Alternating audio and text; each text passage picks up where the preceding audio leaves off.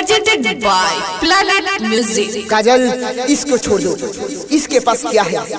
ना घर है, ना गाड़ी है, ना बंगला है, ना कुछ है, ना कोई अच्छी नौकरी है, ना पैसे है। ये क्या तुम्हारा ख्याल रखेगा? मेरे पास मेरे पास बंगला है, गाड़ी है, ऐसे आराम है। जान मेरी जाने मन बचपन के प्यार हमर भूल नहीं जइहेगे। तू ही हमर जान छे, दिल के अरमान छे। बचपन के प्यार हमर भूल नहीं जइहेगे। बकवास बंद करो। बचपन का प्यार से मेरा जीवन चल जाएगा? नहीं ना।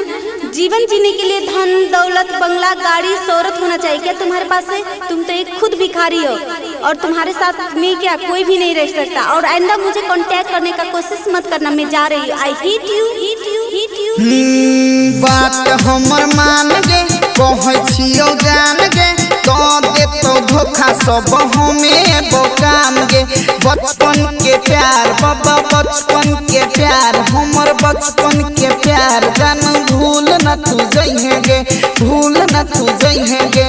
छोड़ो मेरा हाथ। एक बार में समझ में नहीं आता है क्या? ठीक है, जाना है तो जाओ, लेकिन मेरा एक बात याद रखना, जो लड़का अपने बाप का नहीं हुआ वो किसी का नहीं हुआ।